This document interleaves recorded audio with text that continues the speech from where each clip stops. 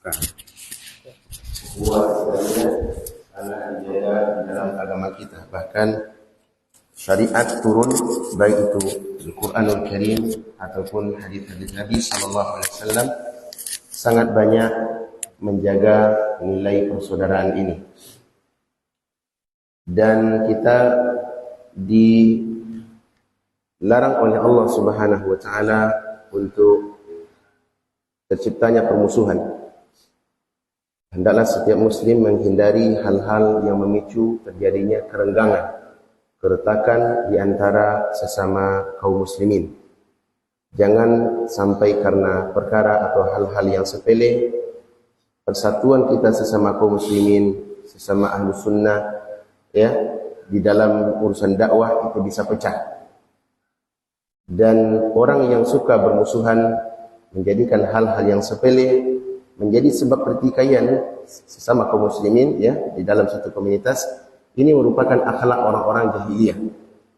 Allah berfirman tentang mereka di dalam Al-Quran dan mengingatkan kaum muslimin untuk tidak mencontoh mereka. Ketika Allah mengatakan dalam surat Ali Imran, "Wadhkuru ni'matallahi 'alaikum." Dan ingatlah nikmat Allah yang telah Allah berikan kepada kalian. "Idz kuntum a'da'an." Ketika kalian dahulu bermusuhan. Kapan itu? Semasa jahiliyah. Fa'allafa baina qulubikum. Dan akhirnya Allah menyatukan, melembutkan hati sesama kalian. Asbahtum bi ni'matihi ikhwana. Dan Allah jadikan kalian setelah itu bersaudara dengan nikmat Allah Subhanahu wa taala. Ini nikmat apa maksudnya? Nikmat Islam. Dahulu orang-orang jahiliyah, teman-teman, mereka suka dengan permusuhan. Suka dengan permusuhan. Bahkan karena hal yang sangat tidak diterima oleh logika bisa menjadikan hal-hal sepele, bisa membuat mereka berpecah, perang satu dengan yang lain, dan itu masanya tahunan. Karena, coba bayangkan, karena unta masuk pekarangan rumah, itu bisa membuat mereka perang tahunan.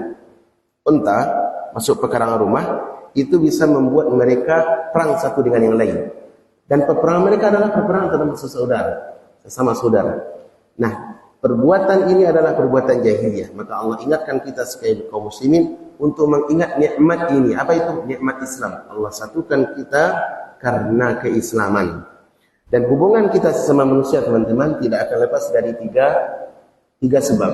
Satu, ada namanya hubungan sesama anak Nabi Adam, Bani Adam. Yang ini yang sering dalam Al-Quran, ya Bani Adam, ya Bani Adam, wahai anak Adam. Berarti hubungan kita adalah sesama anak Adam. Ini hubungan yang harus kita kenal. Dan kita sepakat bahwasanya semua manusia yang hadir di muka bumi ini, dari bangsa dan ras manapun, mereka adalah anak Nabi Adam alaihissalam. Ya, dan mereka nanti memiliki hak. Tidak ada satupun yang keturunan daripada kera. Semua kita adalah anak Adam. Yang kedua, hubungan kita sama manusia adalah hubungan karena nasab. Karena nasab. Nasab itu maksudnya jalur darah, kekerabatan, dan keturunan. Itu disebut dengan nasab. Dan yang ketiga, teman-teman, adalah hubungan atau persaudaraan karena ukhuwah. Karena ukhuwah Islamiyah. Karena agama. Dari yang tiga ini, mana yang paling kuat? Yang paling kuat adalah yang ketiga. Persaudaraan karena dasar agama, karena dasar Islamiyah, karena dasar akidah dan manhaj. Ini adalah nilai persaudaraan yang sangat tinggi. Lebih tinggi daripada nasab dan sesama persaudaraan sesama anak Nabi Adam alaihissalam. Kenapa? Karena persatuan atau persaudaraan karena sebab nasab ini sifatnya relatif. Bisa jadi sampai dunia dan ke akhirat kalau itu dibangun di atas agama. Persaudaraan sama Nabi Adam sesama nasab dibangun juga di atas agama, insyaallah sampai ke akhirat. Tapi kalau hanya sebatas nasab saja tanpa didasari oleh agama, bisa jadi ini persaudaraannya di dunia, di akhirat lain ceritanya.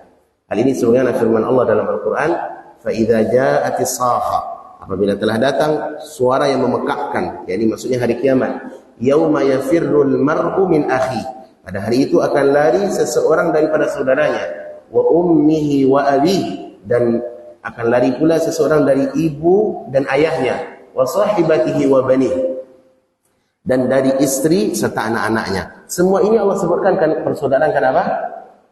Kenapa? Nasab. Ayah, ibu, anak, istri, saudara. Semua ini nasab, teman-teman. Di dunia bisa jadi mereka itu solid. Bisa jadi mereka berkasih sayang. Tapi kalau tidak dibarengi dengan dasar ukhuwah Islam, satu akidah, satu agama, maka di akhirat mereka justru bermusuhan, saling mencari dan mereka saling berlari. Untuk apa? Untuk melepaskan diri daripada tanggung jawab. Karena mereka di dunia tidak beragama Islam. Oleh karenanya pembahasan ini sangat penting untuk saya dan kita semua agar kita bisa memposisikan diri dengan baik. Terlebih kita hari ini adalah di zaman fitnah. Karena perbedaan yang tidak terlalu mendasar bisa kita memunculkan permusuhan. Beda pandangan, beda pendapat, beda nomor pilihan. Itu bisa kita bermusuhan. Menjatuhkan harga diri saudara kita. Nah, hal ini, pembahasan ini cukup penting untuk kita pelajari bersama. Baik. Bahasan kita ada 3 yang kami susun di sini, ada 3 pembahasan. Yang pertama, kita akan belajar mengenal tentang sifat-sifat orang-orang mukmin yang Allah sebutkan dalam Al-Quran dan yang Nabi sebutkan dalam hadis. Pembahasan pertama nanti. Dan yang kedua, kita akan melihat bagaimana tauladan para salaf di dalam menjaga persaudaraan sesama muslim. Dan yang ketiga, insyaAllah, di terakhir, kita akan menyampaikan pesan-pesan bagaimana merajut ukhuwah Islamiyah. Yang pertama, teman-teman,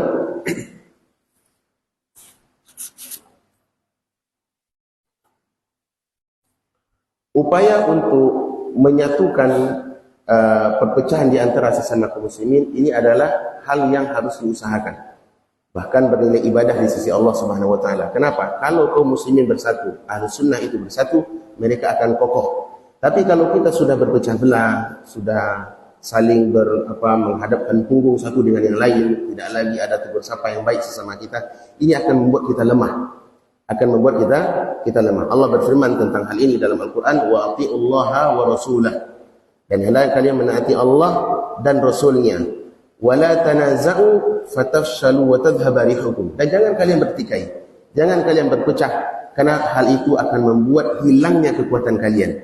Kalau kekuatan kita sudah hilang, teman-teman, maka musuh akan mudah menyerang kaum muslimin.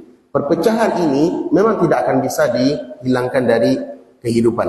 Pertikaian, perpecahan, pasti yang namanya kehidupan tidak akan bebas dari perpecahan. Hal ini adalah sunnatullah. Allah berfirman dalam Al-Quran, وَلَا يَزَالُونَ مُخْتَلِفِينَ إِلَّا مَنْ رَحِمَ رَبِّكَ. Dan senantiasa manusia itu berpecah belah kecuali orang-orang yang dirahmati oleh Allah. Perpecahan itu hal yang tidak bisa dihindari. Namun pembelajaran ini tujuannya adalah minimal jangan kita menjadi sebab tertumbuhnya perpecahan di tengah saudara kita sama kaum muslimin. Ini tujuannya. Dan mengislah, memperbaiki hubungan saudara kita ini merupakan ibadah. Merupakan ibadah. Bahkan boleh kita berdusta, walaupun dusta itu haram, tidak boleh, tetapi dibenarkan dalam syariat kalau tujuannya adalah untuk menyatukan hubungan yang retak di antara saudara kita sesama kaum muslimin. Hal ini sebagaimana diterangkan oleh Nabi SAW dari hadis Ummu Kulthum, ya, bintu Uqbah, bahwasanya dia mengatakan, aku mendengar Nabi SAW bersabda, laisal kadzdzab alladhi yuslihu bainan nas. Tidaklah disebut sebagai orang yang berdusta kalau tujuannya adalah memperbaiki sesama hubungan kaum muslimin. Saya mengatakan si A dan si B retak, berpecah tidak akur. Maka saya mengatakan kepada A, si B telah menyampaikan salam kepada Anda. Padahal dia tidak mengatakan apa-apa.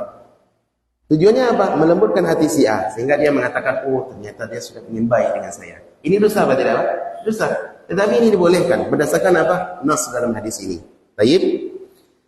Nah, hal yang seperti ini teman-teman perlu kita usahakan, dan memperbaiki sesama kaum muslimin merupakan ibadah di sisi Allah Subhanahu wa taala. Dalam satu hadis sebutkan dari Abu Darda, Nabi SAW bersabda, ala ukhbirukum bi afdali min darajati siyami was salati was sadaqah. Maukah kalian aku kabarkan satu ibadah yang lebih utama pahalanya di sisi Allah daripada puasa, daripada ibadah salat, daripada puasa sedekah? Maka para sahabat mengatakan, bala ya Rasulullah. Ya, kami ingin tahu apa ibadah itu ya Rasulullah. ibadah, amal ibadah yang mengungguli ibadah puasa dan ibadah salat. Maksud puasa salat, ibadah puasa di sini dan salat maksudnya puasa sunnah, salat sunnah. Baik. Kemudian Nabi SAW menjawab salahu dzatil bain, yaitu ibadah membaguskan atau merajut hubungan permusuhan yang terjadi di antara dua orang, ya.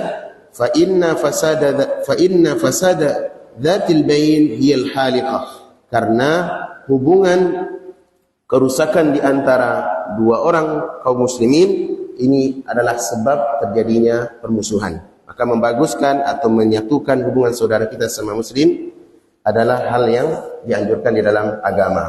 Baik. Tentang ukhuwah teman-teman, saudara sesama muslim, Allah Subhanahu wa taala menyebutkan sifat-sifat yang mulia di dalam Al-Qur'an. Yang pertama, sifat yang pertama Allah sebut sesama kaum muslimin adalah mereka ummatun wahidah. Kaum muslimin itu disebut dengan ummatun wahidah, umat yang satu. Umat yang satu. Walaupun mereka terdiri dari bangsa yang berbeda, tapi kalau ukhuwahnya, kalau akidahnya sahih, dia berdiri di atas ajaran agama Islam yang benar, maka mereka disebut dengan umat yang bersatu. Allah berfirman di dalam Al-Qur'an, "Kanan nasu ummatan wahidah." Dahulu manusia itu adalah umat yang bersatu. Umat yang bersatu. Apa maksudnya? Yakni asalnya manusia mereka adalah di atas fitrah keislaman. Namun karena syaitan yang membuat mereka berpecah belah sehingga jatuhlah mereka ke dalam firqah dan perpecahan. Kemudian juga dalam Al-Quran surah Al-Mu'minun ayat 52 Allah berfirman, wa inna hadhihi ummatukum ummatan wahidah wa ana rabbukum fattaqun. Sesungguhnya agama ini, umat ini adalah umat yang satu. Maksudnya siapa? Umat Islam. Dan Rabb dan aku adalah Rabb kalian, maka bertakwalah kepada aku. Yani bertauhidlah kepada Allah Subhanahu wa taala. Apa yang dimaksud dengan ummatun wahidah? Ya. Kata Syekh Abdurrahman As-Sa'di rahmatullah alaih, beliau mengatakan jama'atun ay wahidah muttafiqatun ala dinin wahid. Yakni mereka adalah umat yang berjamaah, bersatu dan bersepakat di atas agama Islam. Baik, ini sifat yang pertama tentang ukhuwah Islamiyah. Yang kedua teman-teman, orang-orang beriman, orang muslim itu mereka disebut dengan aulia. Disifati dengan aulia. Apa itu aulia? Yakni orang yang saling mencintai. Sesama kaum muslimin Allah sebut dalam Al-Quran dengan aulia. Satu dengan yang lain saling mencintai, saling menghormati, saling respek dan menyayangi. Allah berfirman dalam Al-Quran, wal mu'minuna wal mu'minatu, dan orang mukmin laki-laki dan perempuan, ba'dhum awliya'u ba'd, satu dengan yang lain saling tolong menolong. Ya'muruna bil ma'ruf, di mana ciri-ciri mereka adalah orang yang senantiasa menyeru kepada yang baik, wa yanhauna 'anil munkar, melarang daripada perbuatan yang keji dan munkar, wa yuqimuna shalah, mereka mendirikan salat, wa yu'tuna zakah, mereka menunaikan zakat yang wajib atas mereka, wa yuti'una Allah wa rasulah, dan mereka saling menaati Allah dan Rasulnya. Ulaika sayarhamuhumullah, dan mereka itu adalah orang-orang yang dirahmati oleh Allah Subhanahu wa taala. Apa kata Allah tentang mereka? Mereka adalah aulia, saling mencintai, saling tolong-menolong sesama mereka. Kenapa? Karena sifat-sifat yang mereka miliki. Amar ma'ruf, nahi munkar, tegak di tengah mereka. Dan ini adalah sifatnya dakwah. Oleh karena kita sesama kaum muslimin, apalagi orang-orang yang berperan di dalam dakwah, hendaklah kita menjaga nilai yang disifati oleh Allah Subhanahu wa taala.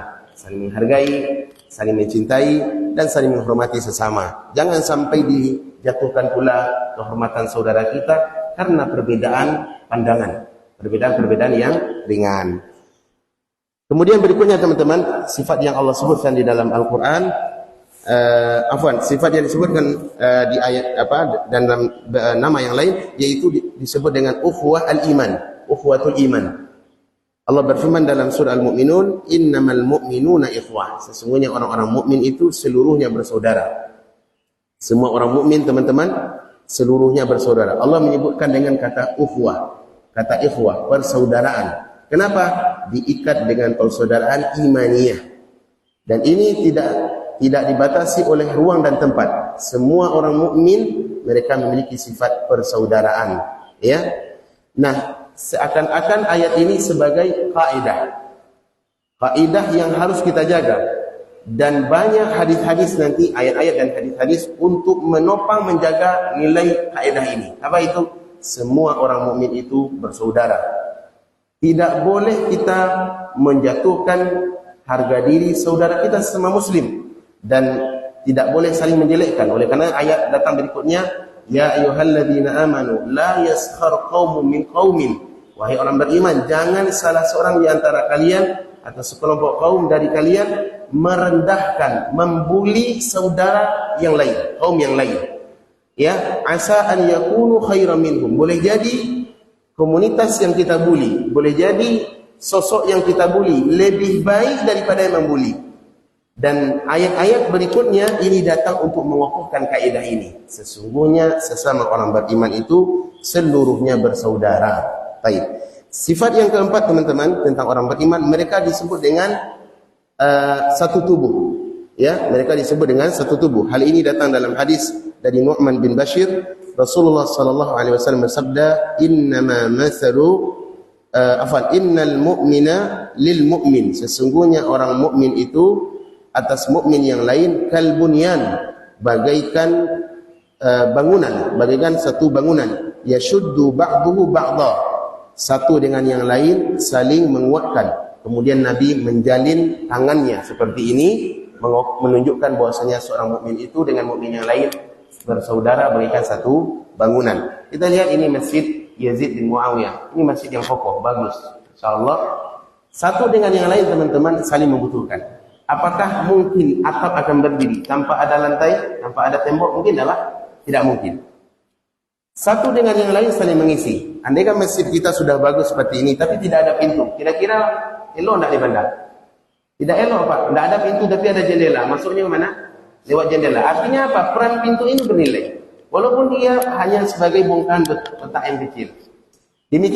Demikian pula orang mukmin. Setiap kita satu dengan yang lain hendaklah diumpamakan bagi bangunan, artinya saling menopang, saling menolong sehingga tegaklah nilai-nilai kebaikan di tengah masyarakat. Seorang ustaz tidak akan bisa berperan penting dalam menyampaikan ilmu kalau tidak ada mad'u, tidak ada objek. Siapa mau ceramah sendiri? Siapa yang mau diceramahi? Siapa yang mau disampaikan nasihat? Ya Pak. Demikian pula kalau dakwah mungkin kurang berjalan dengan lancar kalau tidak ada media untuk zaman sekarang. Jadi orang-orang operator, teman-teman dari operator atau tim media, ini orang yang bernilai dalam agama. Kalau tidak ada mereka, mungkin Ustaz Zain tidak bisa ceramah, tidak bisa diekspor ceramahnya oleh orang Bayang. Tapi karena ada kawan-kawan yang media, orang Bayang, Ustaz Zain ceramah di sini, orang Bayang bisa mendengar. Dengan apa? Adanya live streaming dan sebagainya. Artinya apa teman-teman? Tidak ada sesama kaum muslimin itu, oh ini lebih mulia, oh saya ini kayaknya tidak ada apa-apanya. Tidak, sesama muslim apapun latar belakang Anda, apapun status profesi Anda, semua kita adalah satu. Tak kira mau ustaz, tak harus ustaz yang mulia, tidak. Jemaah pun memiliki peranan yang besar, memiliki kemuliaan. Hatta tukang sampah. Kalau ada teman-teman yang bekerja di tukang sampah sebagai pembersih masjid atau pengumpul sampah, ini orang yang sangat berperan dalam di tengah kaum muslimin. Coba kalau ada masjid tidak ada yang tukang bersih-bersih, Pak. Kira-kira Masjid Yazid ini apa yang kata orang? Ini masjidnya jorok, masjidnya bagus tapi jorok. Kenapa? Tidak ada yang tukang bersih-bersih. Oleh karenanya satu dengan yang lain teman-teman memiliki peran bagaikan bangunan, dan ini sebagaimana hadis yang disebutkan oleh Abu Musa al-Asy'ari dari Nabi sallallahu alaihi wasallam. Kemudian yang terakhir adalah orang muslim itu disifati oleh Nabi sallallahu alaihi wasallam bagaikan satu tubuh. Hal ini sebagaimana hadis dalam Sahih Muslim, Nabi bersabda, "Innama mathalul mu'minin." Sesungguhnya perumpamaan sesama orang beriman itu fi tawaddihim wa tarahumihim, dalam cinta dan kasih sayang sama mereka. Kal jasadi, bagaikan satu tubuh. Idza ishtaka minhu syai'an, jika salah satu anggota tubuhnya sakit, tada'a lahu sa'irul jasadi bis-sahri wal humma, maka tubuh yang lain akan ikut merasa sakit pula karena demam, karena penyakit yang ia derita. Awak kalau sakit, Pak, sakitnya kepala, maka mata pun ikut merespon. Biasanya mungkin mata memerah, bisa menangis. Tangan dan kaki pun ikut berupaya mengobati sakit yang diderita oleh kepala. Kalau sakit kan tahu harus datang kepada dokter. Nah, untuk apa? untuk minta bertanya konsultasi. Udah sakit kapal aku dan cucuk ke dokter. Aku dikasih resep daripada dokter. Ya kan? Apa yang berupaya untuk berdatang kepada dokter? Adanya kaki, adanya tangan, ada upaya. Artinya apa? Anggota tubuh kita saling berespon satu dengan yang lain. Inilah perumpamaan sesama kaum muslimin. Baik. Ini tentang sifat-sifat orang beriman. Sekarang kita akan mengenal bagaimana nilai ukhuwah, persaudaraan sesama Islam, ukhuwah Islamiyah, ukhuwah karena akidah yang sahih di tengah para pendahulu kita dahulu. Baik. Dan ini perlu kita mengambil contoh teladan dari mereka. Mengambil contoh teladan daripada mereka walaupun ya. Pertama teman-teman, nilai persaudaraan yang dilihat oleh Nabi SAW. Ketika Nabi SAW sampai di kota Madinah, pertama fase hijrah yang dilakukan oleh Nabi SAW ke kota Madinah, apa cara yang ditempuh oleh Nabi dalam menyatukan kaum muslimin? Cara yang beliau lakukan adalah mempersaudarakan sesama para sahabat. Antara kaum muhajirin yang datang dari Mekah dengan sahabat Ansar sebagai tamu di kota Madinah. Dipersaudarakan oleh Nabi dengan istilah ukhuwah. Ya, dengan istilah ukhuwah. Hal ini sebagaimana disebutkan oleh Al-Imam Ibnu Hisham di dalam tarikh beliau mengatakan Nabi SAW mengatakan ta'akhaw fillah akhwaini. Hendaklah kalian wahai para sahabat bersaudara satu dengan yang lain karena Allah Subhanahu wa taala. Jadi bersaudara satu-satu dipersaudarakan. Si A bersaudara dengan si B, si C bersaudara dengan si D. Dan itu persaudaraan dibangun di atas dasar ukhuwah, saling mencintai karena Allah Subhanahu wa taala. Sampai-sampai disebutkan dalam riwayat, persaudaraan ini teman-teman nanti akan menjadikan sebab hubungan waris. Jadi kalau bersaudara satu dengan yang lain, sahabat Muhajirin dengan sahabat Ansar, dua orang bersaudara, nanti sempat saling mewarisi harta. Sehingga turunlah ayat untuk melarang bahwasanya hak waris itu hanya diikat dengan nasab, ya, diikat dengan nasab. Namun maksud saya adalah saking kuatnya, solidnya hubungan ukhuwah antara sahabat Muhajirin dan Ansar. Di antara sahabat yang dipersaudarakan oleh Nabi SAW adalah sahabat Abu Bakar radhiyallahu anhu. Beliau persaudarakan dengan Kharijah bin Zaid. Kharijah bin Zaid, beliau adalah sahabat Ansar. Abu Bakar dari sahabat Muhajirin. Kemudian juga Abu Ubaidah bin Jarrah disahabatkan oleh Nabi, dipersaudarakan oleh Nabi dengan Abu Talha radhiyallahu anhuma. Demikian juga Mus'ab bin Umair. Mus'ab bin Umair dipersaudarakan oleh Nabi SAW dengan sahabat Ayyub al-Ansari, Abu Ayyub al-Ansari. Demikian juga Abu Dzar al-Ghifari dipersaudarakan oleh Nabi SAW dengan Mundhir bin Amr. Dan Abdurrahman bin Auf, yang paling terkenal itu Abdurrahman bin Auf, ya, dipersaudarakan oleh Nabi SAW dengan sahabat Ansar, sahabat yang kaya raya. Siapa yang namanya? Sa'ad bin Rabi'. Dan Sa'ad bin Rabi' inilah nanti yang isarnya paling luar biasa. Di mana Sa'ad bin Rabi' dipersaudarakan oleh Nabi SAW dari sahabat Ansar dengan Abdurrahman bin Auf dari kaum Muhajirin Makkah. Dua orang ini adalah orang yang sekufu dari sisi harta dunia. Di mana Abdurrahman bin Auf adalah orang yang pandai berdagang. Dia orang yang kaya raya. Dan Sa'ad bin Rabi' juga orang kaya yang terkenal di kota Madinah. Sehingga orang ini dipersaudarakan. Namun bagaimana sikap mereka dalam menilai harga daripada persaudaraan? Sa'ad bin Rabi' menawarkan kepada Abdurrahman bin Auf. Apa yang dia tawarkan?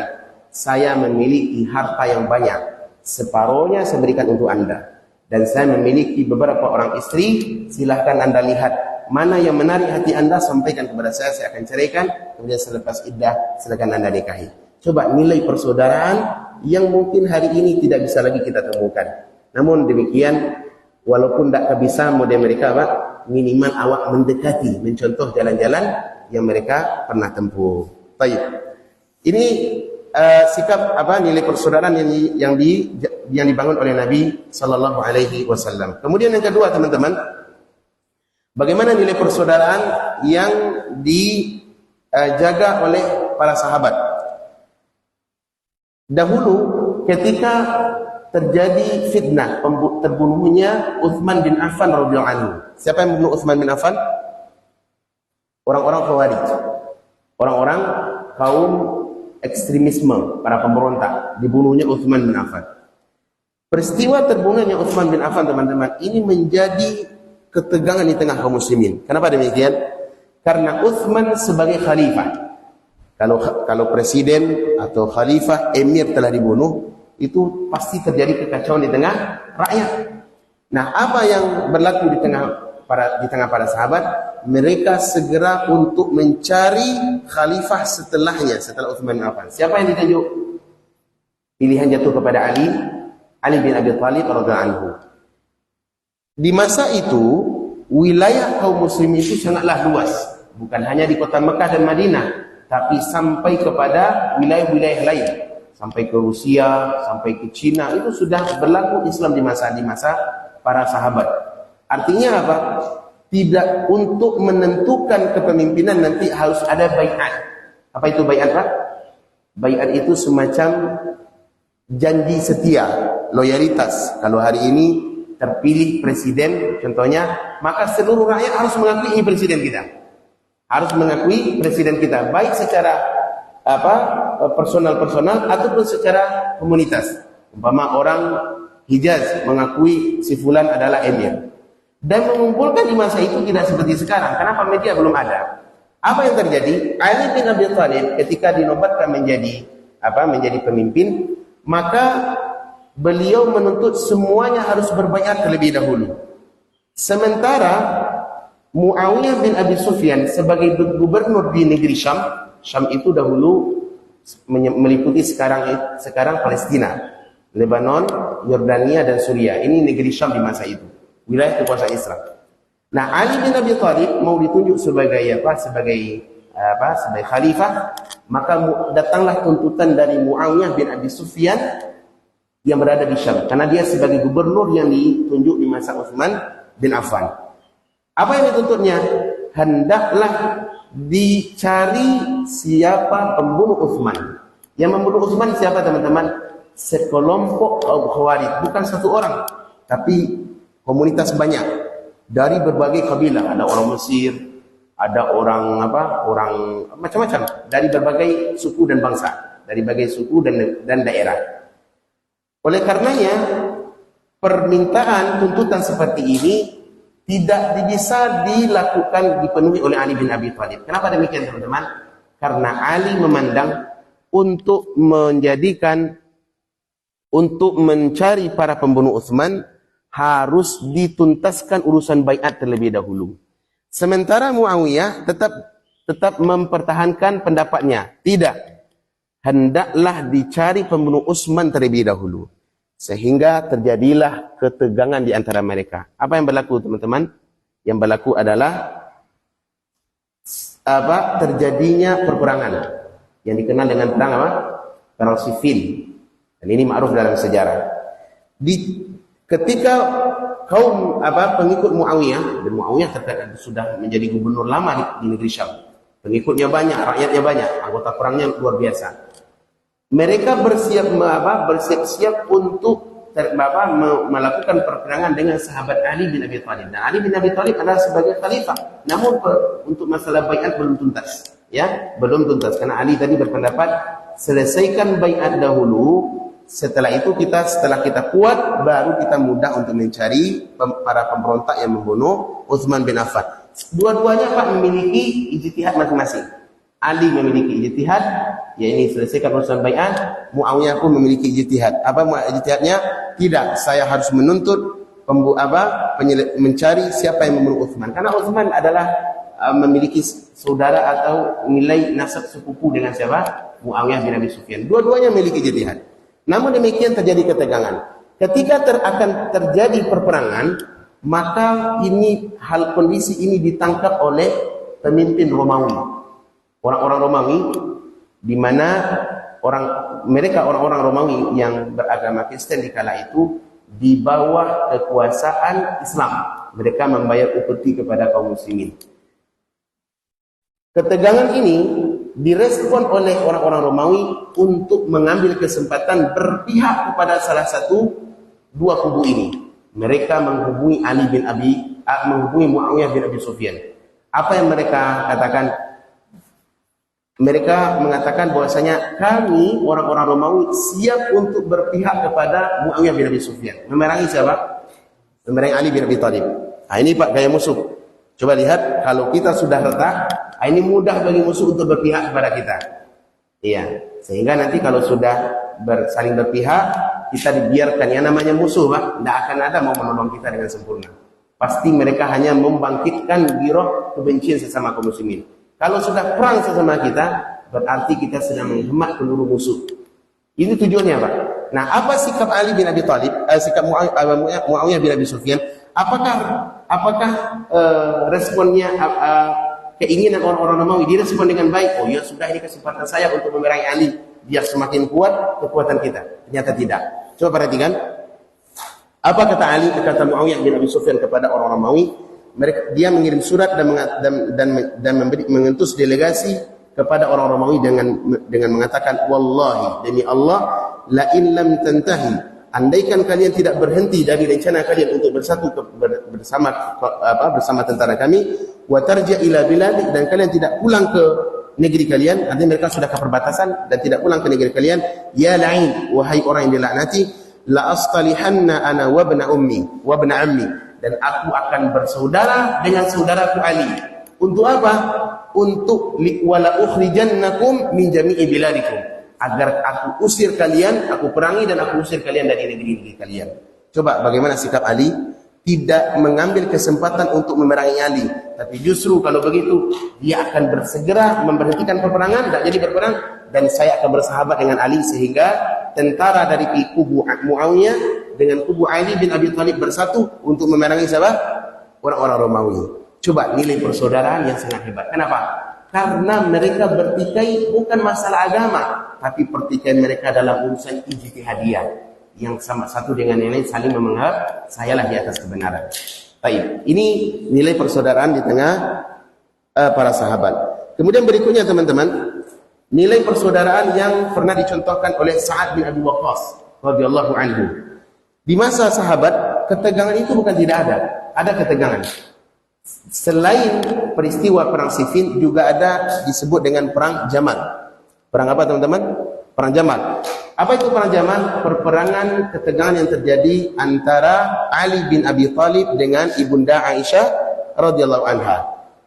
Perperangan ini teman-teman sebenarnya dipicu oleh kemunafikan orang-orang yang menggoreng hoaks di antara kaum muslimin, sehingga berpecahlah kaum muslimin.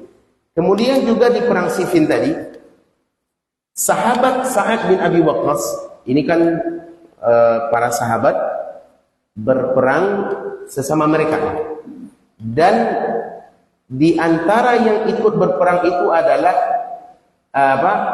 para tabi'in, orang-orang yang di masa tabi'in. Sebahagian sahabat terjatuh kepada fitnah tadi, namun sahabat-sahabat yang lain justru mereka berlepas diri, mereka tidak mau ikut campur. Di antaranya adalah sahabat Sa'ad bin Abi Waqqas. Sahabat Sa'ad bin Abi Waqqas teman-teman salah satu orang yang dikabarkan dijamin surga oleh Nabi sallallahu alaihi wasallam. Pernah datang tawaran kepada Sa'ad bin Abi Waqqas. Sa'ad bin Abi Waqqas adalah orang yang sangat berpengalaman dalam urusan perang. Jadi kalau urusan kebaca Ka'bah paling menghadapi Sa'ad bin Abi Waqqas. Dikatakan oleh Muhammad bin Sirin bahwasanya seseorang berkata kepada Sa'ad bin Abi Waqqas. Apa katanya? Ala tuqatil, tidakkah engkau mau ikut berperang, berpihak kepada salah satu, baik kubu Muawiyah ataupun kubu sahabat Ali bin Abi Thalib? Fa innaka min ahli syura, karena engkau adalah salah satu sahabat yang ikut di dalam musyawarah ahli syura. Maksudnya Sa'ad bin Abi Waqqas adalah salah satu sahabat yang ditunjuk oleh Umar di dalam dewan untuk menentukan pemilihan siapa penerus kepemimpinan setelah Umar meninggal dunia. Umar kan ditikam oleh seorang Majusi, Abu Lu'lu'ah al-Majusi. Maka sebelum Umar meninggal dunia, beliau menunjuk para sahabat-sahabat besar, sekitar 6 orang, di antaranya adalah Abdurrahman bin Auf dan Sa'ad bin Abi Waqqas, untuk menunjuk siapa pemimpin setelah Umar bin Khattab. Nah, salah satunya adalah Sa'ad bin Abi Waqqas. Dan inilah sistem yang dipakai dalam Islam. Sistem untuk menunjuk pemimpin itu yang terbaik adalah dengan sistem musyawarah. Berkumpulnya ahlul syura, ahlul al-hal wal naqd, orang-orang yang berilmu, para ulama, kemudian mereka akan menentukan siapa pemimpin yang akan mengatur negara.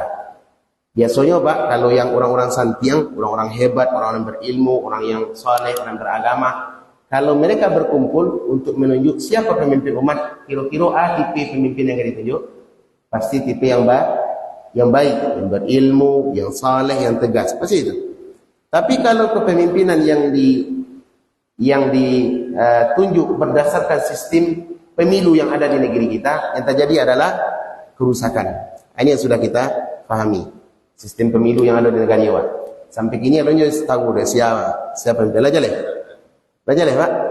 Belum tahu kan? Kenapa? Sistem itu rusak. Kalau sistem rusak, hasilnya juga keliru. Nah, sistem Islam yang diajarkan siasat syariah adalah dengan musyawarah. Nah, Sa'ad bin Abi Waqqas ditawarkan, "Dah mau ikut perang dengan salah satu dari dua kubu tadi." Apa kata beliau? "La uqatil, demi Allah saya tidak akan mau berperang, hatta ta'tuni bi sayfin lahu ainan, sampai engkau memberikan kepadaku sebuah pedang yang memiliki dua mata, wa lisanun, dan memiliki lisan, wa syafatan, dan memiliki dua bibir atau memiliki mulut. Ya'riful mu'mina minal kafir." Yang di mana pedang tadi bisa mengenali mana yang mukmin, mana yang kafir. Faqad maksudnya kalau ada angku lagi yang mau pedang, di mana pedang tu punya mata, ini punya lisan, punya penglihatan, dan bisa membedakan mana orang muslim, mana orang kafir. Sehingga pedang tadi, kalau andaikan pedang kau kamu buat don ke orang muslim, ini akan minta, jangan, ini orang muslim, sehingga mana ini membunuhnya. Tapi kalau ada orang kafir, pedang akan berkata bahwasanya ini kafir, silakan kau bunuh. Artinya apa? Menunjukkan saya tidak mau ikut campur dalam urusan perpecahan di tengah kaum muslimin. Kalau dah ikut berarti kita akan menumpahkan darah saudara kita sama kaum muslimin. Ini menunjukkan waraknya Sa'ad bin Abi Waqqas dalam urusan nilai persaudaraan sesama kaum muslimin. Kemudian yang terakhir teman-teman, adalah contoh yang disebutkan oleh para ulama tentang sikap Al-Imam Asy-Syafi'i. Al-Imam Asy-Syafi'i rahimahullah, beliau juga pernah memiliki ketegangan dengan ulama-ulama semasanya, dengan murid-muridnya, dengan ulama-ulama yang sezaman dengannya. Di antaranya, Imam Asy-Syafi'i pernah memiliki ketegangan dengan salah seorang murid sekaligus ulama, yaitu Abu Musa Yunus As-Sadafi. Abu Musa Yunus As-Sadafi rahimahullah suatu kali pernah bertikai dengan Imam Syafi'i dalam soal perbedaan pendapat. Jadi Imam Syafi'i berdebat dengan muridnya. Walhasil tidak ada kesepakatan di antara mereka. Jadi Imam Syafi'i berpegang dengan pendapatnya, dan Yunus As-Sadafi berpegang pula dengan pendapatnya. Apa yang terjadi teman-teman? Ketegangan ini justru membuat mereka saling bersaudara. Sebagaimana yang ditentukan oleh Yunus As-Sadafi, ketika suatu kali saya berpegang dengan Imam Syafi'i, maka kami berpisah sehingga membawa rasa yang kurang nyaman. Awak kalaulah tiga itu Pak beda pendapat, ambo beda pendapat dengan Bapak, pasti nanti keluar tu memiliki rasa, ya kan? Aku kayaknya ndak cocok jawab itu. Ini manusiawi lah. Nah, Imam Syafi'i ketika terjadi seperti ini, tiba-tiba beliau segera menemui Yunus As-Sadafi, merangkulnya dan memegang tangannya. Kemudian dia mengatakan, "Ya Yunus, wahai Yunus, ala yastaqimu," ya. Dia mengatakan, "Ya Abu Musa," gelarnya adalah Abu Musa, "ala yastaqimu an nakuna ikhwanan." Tidakkah kita bisa tetap bersaudara, menjaga persaudaraan kita? Wa in lam nattafiq fi mas'alati, walaupun kita tidak sependapat dalam masalah ini. Perbedaan pendapat yang terjadi adalah dalam masalah ranah ijtihad. Dan ini teman-teman biasa dalam kehidupan. Kita berbeda pendapat satu dengan yang lain, selama perbedaan pendapat itu dalam ranah ijtihadiyah, dalam masalah hal-hal yang bisa ditolerir, maka hendaklah kita kedepankan belapang hati. Jangan justru kita jadikan perbedaan pendapat sesama kita untuk saling menikam, saling menghujat, saling merendahkan satu dengan yang lain. Tidak boleh. Kalau perbedaan pendapat, ya, perbedaan pendapat di tengah kaum muslimin ini sesuatu yang tidak bisa dihindarkan. Bahkan di masa Nabi SAW ada tidak perbedaan pendapat itu? Perbedaan pendapat dalam masalah fikih ada tidak di masa Nabi? Ada, Pak. Yang bersatu di masa Nabi itu adalah dalam masalah usul agama, itu bersatu mereka, ada berbeda. Tapi kalau dalam masalah ijtihadiyah itu ada perbedaan di masa Nabi. Contoh ketika terjadi perang Ahzab dahulu. Perang Ahzab itu perang apa? Apa perang Ahzab, Pak? Perang Ahzab perang apa? Perang Khandaq, ya. Kapan terjadinya? Di fase Madinah. Di fase Madinah dahulu, ketika terjadi perang Khandaq atau perang Ahzab, berkumpulnya kabail, kabilah-kabilah Quraisy dengan seluruh suku-suku pedalaman, orang-orang Badui berkumpul bersatu untuk memerangi Rasulullah dan para sahabat di kota Madinah, sehingga kota Madinah diserang. Madinah itu dulu kecil, Pak, tidak sebesar sekarang. Bagaimana cara Nabi menghadapi perperang itu? Beliau mengumpulkan seluruh kaum muslimin, kemudian mengambil orang-orang Yahudi untuk ikut mempertahankan negara. Karena Yahudi seperti Bani Ghatafan, kemudian Bani Quraidah, Bani Nadir, ini kan kabilah Yahudi yang tinggal di mana? Di pelosok kota Madinah. Sebagai warga wajib untuk mempertahankan negeri, ya, bukan loyalitas karena agama, tidak, tapi karena sesama nasionalisme, menjaga menjaga keutuhan negara. Apa yang terjadi, teman-teman? Ketika perperangan akan dimulai, Nabi SAW bermusyawarah dengan para sahabat sehingga muncullah suatu usulan dari seorang sahabat yang mulia, Salman Al-Farisi. Apa taktik untuk melawan musuh? Karena musuh ini besar sekali, jumlah mereka besar. Apa sahabat masih sedikit di kota Madinah. Maka mereka mengusulkan untuk dibangunnya khandaq, parit yang besar. Di kota Madinah itu kecil, dibangun parit sekitar beberapa kilo. Parit itu parit yang khandaq, digali, galian yang besar, galian yang dalam. Sehingga musuh yang datang dari arah Makkah tidak bisa melewati kota Madinah. Alhamdulillah dengan rahmat Allah ketika itu terjadi, Allah Subhanahu wa taala menolong para sahabat, Nabi dan para sahabat dengan diutusnya angin yang sangat kencang. Sehingga perang tidak terjadi. Perang tidak terjadi dan kaum musyrikin bersama sekutu-sekutunya pulang ke Mekah dalam keadaan tidak membawa kemenangan apa-apa. Di saat perang itu, teman-teman, dari tubuh kaum muslimin, orang-orang Yahudi tadi yang sebagai nasionalisme orang di kota Madinah, mereka berkhianat. Di antaranya adalah Bani Ghatafan. Bani Ghatafan ini berkhianat, mereka berbelot bersatu dengan siapa? Dengan orang-orang Quraisy. Ini pengkhianatan apa tidak, Pak? Pengkhianatan.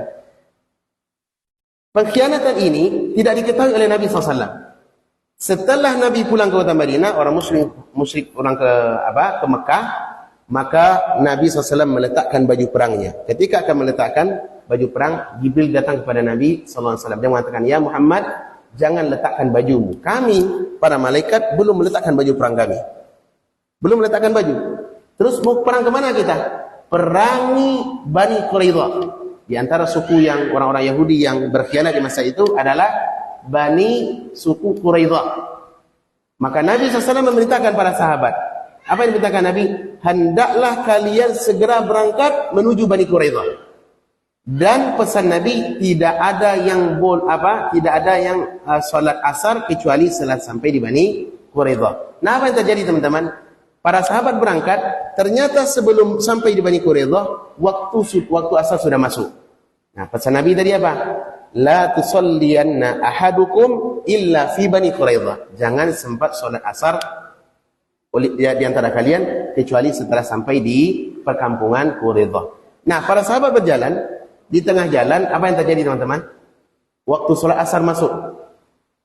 asar masuk. Sementara belum sampai di Bani Quraidah. Terjadilah perbedaan pandangan di kalangan para sahabat. sebahagian mereka sholat asar duluan. Kenapa? Ini waktu udah masuk. Sebahagian yang lain tidak. Mereka mengatakan, enggak, Nabi mengatakan harus sholat asar di Bani Quraidah, walaupun telat. Nah, kondisi ini sampai kepada Nabi. Sampai kepada Nabi SAW, yang perbedaan tadi, Nabi SAW, bagaimana sikap Nabi?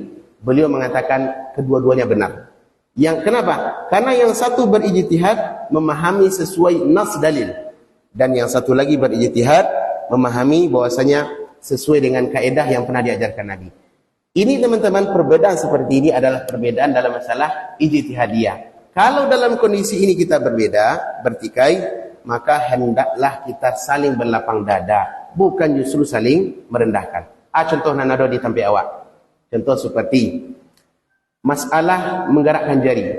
Menggerakkan jari dalam solat, teman-teman, ini masalah fikih.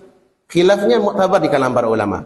Kalau Syekh Al-Albani rahimahullah dalam kitab beliau Sifatus Salatun Nabi, beliau memandang menggerakkan jari itu bagian daripada sunnah. Bahkan semakin kencang gerakan jari telunjuk di dalam solat ketika tasyahud, ini semakin ditakuti oleh syaitan. Dan ini pendapat yang beliau bangun di atas dalil. Namun para ulama yang lain membantah. Yang sunnah dalam solat cukup dengan apa? Memberikan isyarat saja tanpa menggerak-gerakkan jari. Nah, sebahagian saudara kita ini justru dijadikan sebagai sebab ketegangan.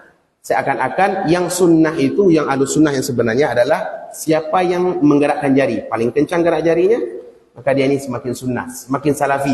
Gitu. Orang yang tidak menggerakkan jari, ini dipertanyakan kesunnahannya. Perbedaan seperti ini, teman-teman, tidak layak untuk kita angkat. Kenapa? Karena perbedaan ijtihadiyah, sama sebagaimana perbedaan yang pernah terjadi di masa dahulu. Nah, perlu kita bedakan, bila awak bisa tegas di dalam perbedaan, bila awak harus berlemah lembut di dalam perbedaan. Hal ini perlu kita pelajari. Perlu kita pelajari. Baik. Yang terakhir, teman-teman, pembahasan yang terakhir, apa pesan-pesan persatuan untuk menjaga hubungan di dalam merajut ukhuwah di dalam sunnah? Pertama, hendaklah kita mengedepankan menjalin persatuan di atas akidah yang sahih, di atas manhaj yang lurus, di atas sunnah Nabi sallallahu alaihi wasallam. Dan hal ini sebagaimana disebutkan oleh seorang sahabat, seorang tabi'in yang bernama Sufyan bin Sa'id Ats-Tsauri rahimahullah, beliau mengatakan, istausu bi ahli sunnati khaira. Hendaklah kalian saling menasihati sesama ahli sunnah dengan kebaikan. Fa innahum ghuraba, karena ahli sunnah itu mereka adalah orang-orang yang terasing. Al-Hasan Al-Basri juga pernah mengatakan, taraffaku ya ahla sunnah, wahai ahli sunnah, hendaklah kalian saling berlemah lembut di antara kalian. Fa innakum min aqallin nas, sesungguhnya kalian itu adalah manusia yang minoritas di muka bumi. Artinya apa? Kita berkasih sayang dengan dasar akidah, dengan dasar manhaj, dengan dasar sunnah. Kita sesama pengikut sunnah, ya, sesama kaum muslimin, hendaklah kita saling apa? Saling berlemah lembut. Ini yang terus kita jaga. Satu dengan yang lain, teman-teman, hendaklah memunculkan kasih sayang. Bukan yang kita tampilkan perbedaan, tetapi berlemah lembut dan berkasih sayang sesama kaum muslimin. Jumlah kita, Pak, kaum muslimin ini ahlus sunnah sedikit dari masa ke masa. Dari masa dahulu sampai hari ini. Apalagi hari sekarang, Pak, ahlus sunnah itu jumlahnya sedikit. Dalam artian orang-orang yang akidahnya sahih, ya, amalannya sesuai dengan sunnah, itu sedikit jumlah mereka. Coba lawat tinggal di masyarakat, Pak. Kalau apa-apa kini kita akan berpegang dengan sunnah, pasti kita merasa aneh di tengah masyarakat. Ya kan? Masyarakat awak sukunya apa? Sukunya adalah dangdutan. Itu kebiasaan masyarakat tuh.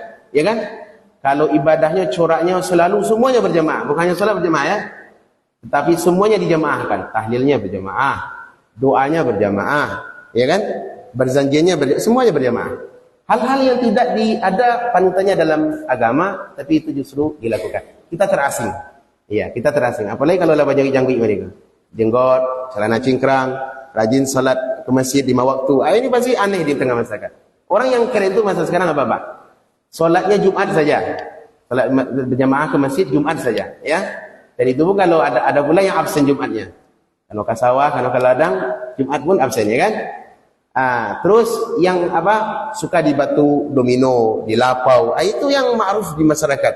Adapun orang-orang yang seperti teman-teman ini pasti dianggap aneh. Oleh karenanya, karena jumlah kita sedikit, hendaklah kita berkasih sayang sesama kaum muslimin. Jangan awak angkat sisi perbedaan, tapi hendaklah kita angkat sisi persatuan.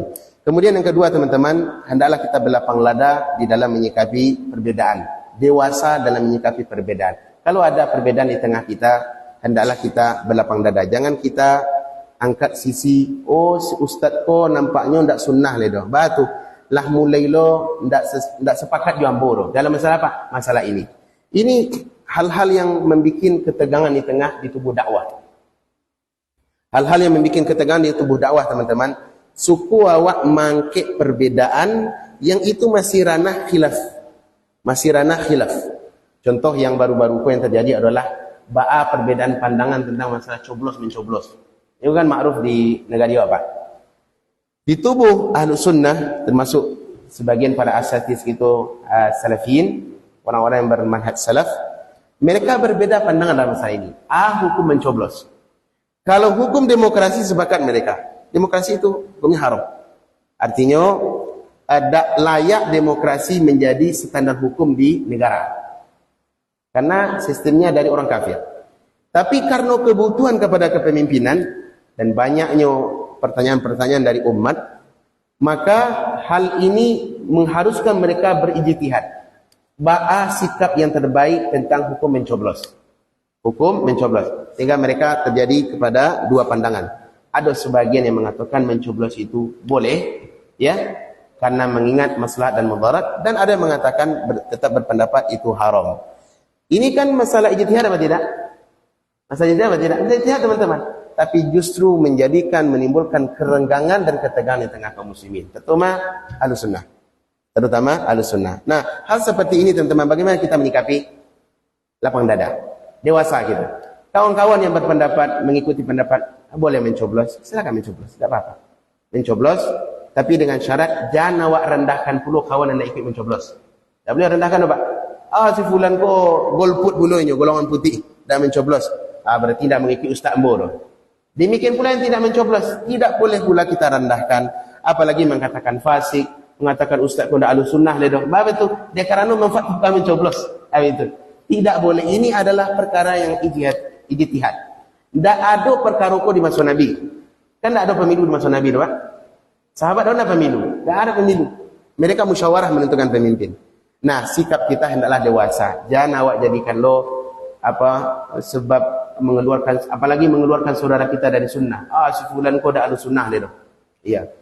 Mengeluarkan seseorang dari wilayah sunnah teman-teman, dan apalagi mengatakan dia sudah jatuh kepada bid'ah, ini perkara yang besar dalam agama kita. Imam Ahmad rahimahullah pernah mengatakan ikhrajun nasi anis sunnah ya syadidun. Bermudah-mudahan mengeluarkan seseorang dari wilayah sunnah, maka ini perkaranya berat. Tidak boleh awak mudah-mudahan ustaz ko ndak sunnah dia doh. Ustaz ko lah mulai melenceng. Tidak mudah, ya. Oleh karenanya hendaklah kita sikapi dengan lapang dada. Kemudian yang terakhir teman-teman, yang terakhir dari sikap kita adalah hati-hati dengan fitnah dunia. Fitnah dunia teman-teman, ini tidak jarang menimbulkan permusuhan di tengah kaum muslimin. Bahkan di tubuh salafin. Masalah fitnah dunia ini sudah diingatkan oleh Nabi sallallahu alaihi wasallam bagaimana besar pengaruhnya di dalam memunculkan permusuhan. Nabi SAW mengatakan, inni mimma akhafu alaikum min ba'di. Hal yang paling aku ketakutkan setelah aku tiada nanti menimpa kalian, ma yuftahu alaikum min zahratid dunya wa zinataha. Yaitu kalau Allah sudah membukakan urusan dunia, kekayaan dunia dan kemegahannya terhadap kalian. Ini bisa menimbulkan ketegangan di tengah kaum muslimin.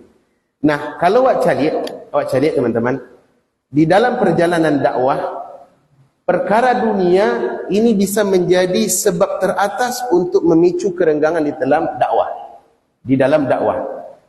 Ambo mencari ada dakwah atau komunitas dakwah yang dahulu di awal-awalnya sebelum kita memiliki apa-apa, belum ada namanya yayasan, belum ada namanya fasilitas dakwah, ada masjid yang khusus bisa kita pakai untuk dakwah, Pak. Maka kita bisa bersatu begitu solid, kuat. Di awal-awal kuat, Pak. Ustaz A dengan Ustaz B, aku luar biasa persaudaraannya. Bisa jadi Ustaz A mengisi, Ustaz B ada di situ dua-dua. Gitu, Pak. Apalagi jamaah. Bersatu semuanya saling bergenggam tangan. Tapi setelah memiliki fasilitas dakwah mulai berkembang, adanya yayasan, adanya sekolah, dan banyaknya donatur-donatur yang datang dari luar, ya kan? Sehingga sekolah itu megah. Di sini mulai terjadi keretakan. Apa masalahnya, teman-teman? Terkadang yang diangkat adalah perbedaan pendapat.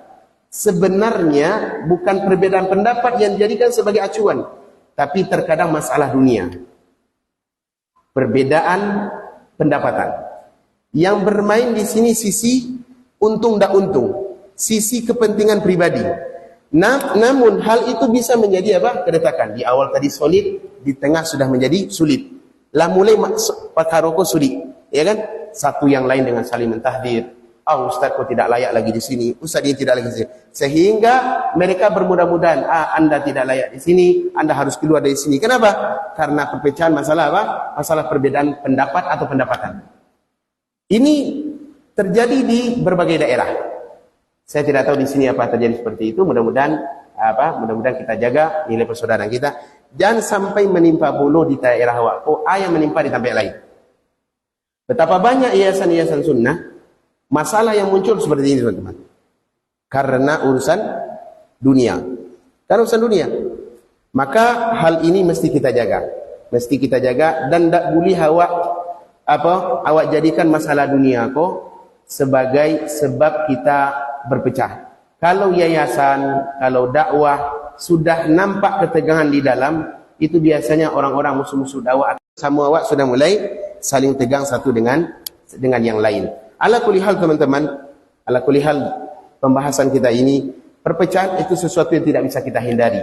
Bahkan kehancuran, kerusakan sesama kaum muslimin, jadikan sunatullah rusaknya kaum serangan musuh dan jangan hancurkan umat karena perpecahan di antara mereka. Tiga hal ini yang kita layani, dua adalah Allah, yang satu tidak.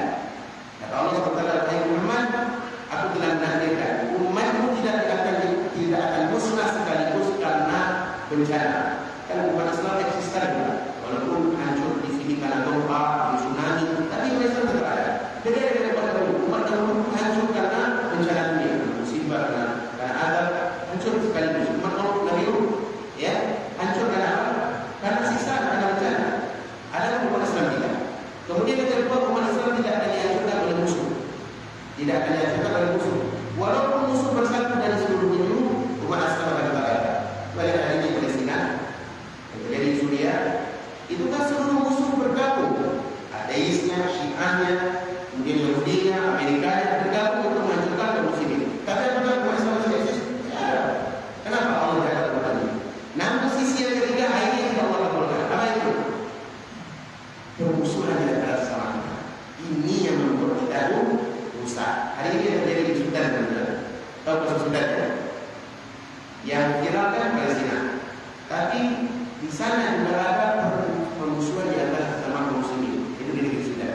Sudan akan terjadi peperangan saudara, perang saudara. Jadi sesama kaum muslimin di negeri Sudan itu perang. Kali ini mungkin kalau di Indonesia tidak terlalu diekspos, tetapi peperangannya luar biasa. Hubungan satu dengan yang lain. Sesama muslim. Ya, sesama muslim. Apa sebabnya? Dunia. Satu ingin menjadi pemimpin dan pemimpinnya kelompok lain ingin memimpin. Sehingga mereka harus berperang dengan yang lain. Ini yang memunculkan perang kehancuran umat ini. Karenanya sifat-sifat seperti ini adalah kita jaga. Jangan sampai kita menjadikan perpecahan perkara-perkara yang remeh, masalah dunia, perbedaan pendapat, apalagi perbedaan pendapatan. Dan yang terakhir, teman-teman, mudah-mudahan perpecahan yang terjadi adalah perpecahan masalah akidah, perpecahan masalah dunia, dan yang kita harapkan adalah mudah-mudahan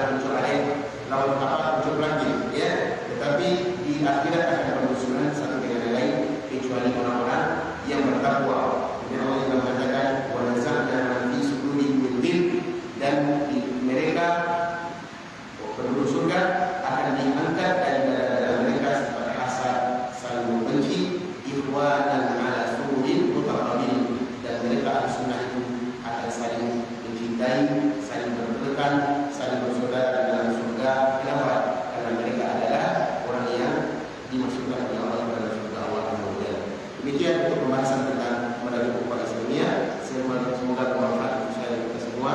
Kalau ada diskusi kami silakan. Allah Taala. Silakan kalau ada tambahan diskusi.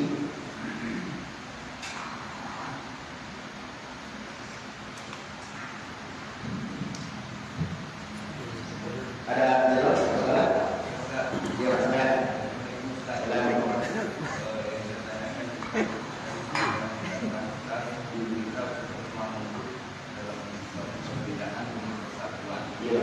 Dan seperti ini juga yang dilakukan oleh sebagian umat kita.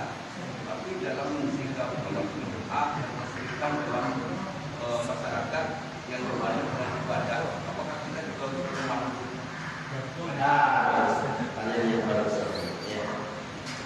Dalam menyikapi perbedaan yang ada di dalam masyarakat ya, baik itu perbedaan kesyirikan, masalah nikah dan lainnya, apakah kita perlu memahami? Ada dua sikap yang perlu dilakukan. Pertama, sikap di dalam menetapkan atau menilai suatu perkara dengan sikap bersikap kepada pelaku. Itu dua hal yang berbeda. Kalau sikap dengan suatu permasalahan, perkara ini syirik, perkara ini bid'ah, ya, perkara ini maksiat, tidak boleh kita gangguan di sana. Tidak ada saya toleransi. Ini perkara syirik, kita katakan syirik. Jadi paham dulu bahas dulu. Karena benar memang paham bahas tadi. Yang kalau syirik itu kalimat dakwah. Enggak, katakan ini syirik. Kalau iman itu kita katakan syirik apa tidak? Jangan saya bilang, oh itu cuma penangkal saja. Tidak masuk syirik penangkal namanya. Tapi kalau saya tidak, itu tujuannya apa? Biar benar kita berdakwah. Ada masyarakat itu tidak ada itu. Salah. Allah mengatakan syirik, Nabi mengatakan syirik. Ada yang mengatakan itu tidak syirik. Dengan dasar Al-Quran, ini salah dalam mana? Ya dulu itu Pak, dari suka menyerah. Ustaz, kalimat dakwah. Tak cocok dakwah dari itu. Mencari apa itu? Itu aku mulai sampai saya kan. Mulai sampai. Oh sini kata sini. Ya benar tidak ada sesi. Aku katakan apa? Mengatakan mulai ini. Oh ini apa namanya hal yang tidak cocok lagi. Katakan itu syirik. Dia pun tahu. Ini dalam masalah hukum Pak. Ini bid'ah. Katakan itu bid'ah kalau itu benar perkara. Tapi dalam masalah sikap, dalam masalah sikap kepada pelaku, aku perlu kita tunjukkan. Kalau para ulama mengatakan ini, sikap dalam menyikapi anugerah atau orang muslim yang rata-rata buat cari masyarakat apa? Kesyirikan, masalah bid'ah, masalah masyarakat. Ini rata-rata karena kurang sampainya edukasi yang baik kepada mereka. Itu sebabnya. Sehingga masyarakat itu sanggup amalan syirik, perbuatan bid'ah, itulah yang benar. Kenapa? Itu sampai ibu kepada mereka. Kalau tidak sampai ibu, aku syubhat dari ustaz-ustaz itu. Saya itu tidak mudah untuk memahamkan mereka. Nah, orang-orang itu dibagi apa didasari dengan pengetahuan atau kebodohan. Nah, sikap awal kepada mereka adalah satu, diutamakan untuk berlemah lembut. Yang kedua, dianjurkan untuk tegas. Bila maksudnya lemah lembut katibu masyarakat. Kalau di masyarakat itu mayoritasnya adalah orang yang di dalam wilayah kesalahan, yang orang yang biasa melakukan bid'ah. Sementara orang harus mampu seketek, mampu bersikap kepada pelaku tadi, hendaklah kita berlemah lembut. Sikap awal bukan berarti tolerir dalam bid'ah atau syiriknya. Tidak, jadi